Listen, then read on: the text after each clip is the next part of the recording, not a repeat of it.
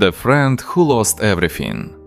I met him when we were 11 years old. It happened on the first day of summer vacation. A new boy appeared in our neighborhood, tall, confident and a little reserved. His name was Artyom. At first we barely spoke, but one day he walked up to me with a soccer ball and asked, "Want to play?" That was the beginning of our friendship. We spent almost every day together. After school we stayed outside until late in the evening, played soccer, rode our bikes, made plans for the future and shared our dreams.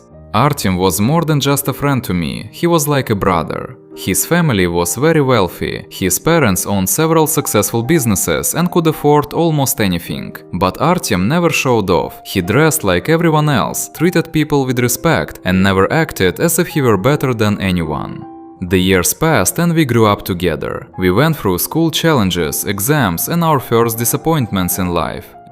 I truly believed our friendship would last forever.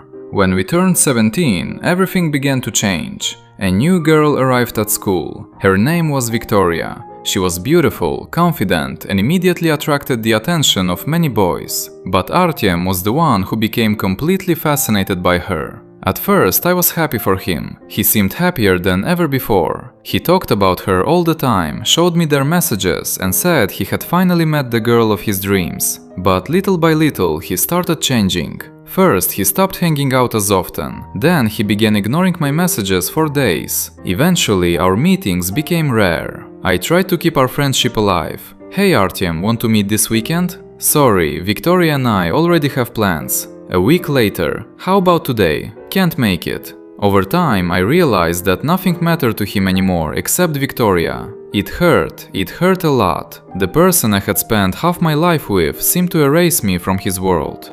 When we turned 18, something happened that surprised everyone. Artyom proposed to Victoria, she said yes. A few months later, they had a lavish wedding. There were hundreds of guests, luxury cars and a huge reception hall. I wasn't invited. I only found out about the wedding through photos on social media. That was the moment I accepted that our friendship was over. After that, we barely spoke. Still, I continued following his life from a distance, not because I was jealous, not because I was angry. I was simply curious about what was happening to the person who had once been my best friend. For the first few years, everything looked perfect. They traveled around the world, posted happy photos and appeared to be the ideal couple. But gradually, signs of trouble began to appear. Artyom looked exhausted more often. There were fewer photos, his smile no longer seemed genuine. Through mutual acquaintances, I learned that they argued constantly.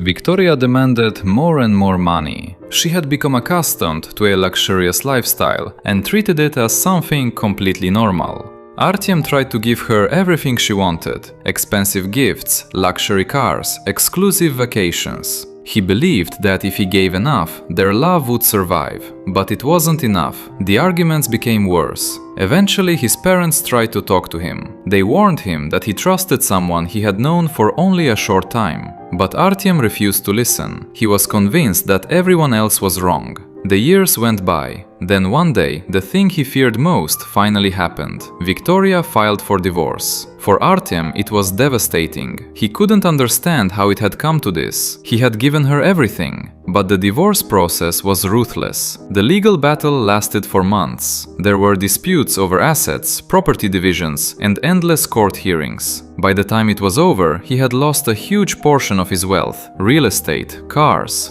savings. Many of the things he had imagined would be part of his future. When everything was settled, Artyom was no longer the confident and successful young man everyone once admired. He looked broken. But the problems didn't end there. While he was trying to recover from the divorce, his family's business began facing serious difficulties. His parents were getting older, some investments failed, several assets had to be sold. The fortune that once seemed endless slowly disappeared. Within a few years, Artyom had lost almost everything: the woman he loved, most of his wealth, the lifestyle he had taken for granted. And only then did he realize another loss: he had lost his best friend. One evening, I received a message from an unfamiliar number. "Hey, it's Artyom." I stared at the screen for a long time. So many years had passed. He asked how I was doing. Then he wrote, "You know, I think about our childhood a lot." We started talking again. For the first time in years, he told me everything. How he had become blinded by love, how he stopped noticing the people who had always been there for him, how he ignored advice, how he believed happiness would last forever. At the end of our conversation, he sent one final message. The worst part isn't losing the money, it isn't even the divorce. The worst part is that I destroyed a friendship with someone who never betrayed me. I thought about those words for a long time. Sometimes people become so focused on something new that they forget the people who stood by them for years. But true friendship is not something you can put on hold and expect to recover whenever you want. It requires attention, respect, and effort. Artem understood that lesson too late. He lost the woman he loved. He lost his wealth. He lost his family assets. And he almost lost the people who genuinely cared about him. This story taught me one simple lesson. Money can be earned again. Property can be replaced. Even after devastating losses, life can be rebuilt. But true friends are much harder to find. That is why you should never forget the people who stood beside you when all you had were dreams and hope for the future.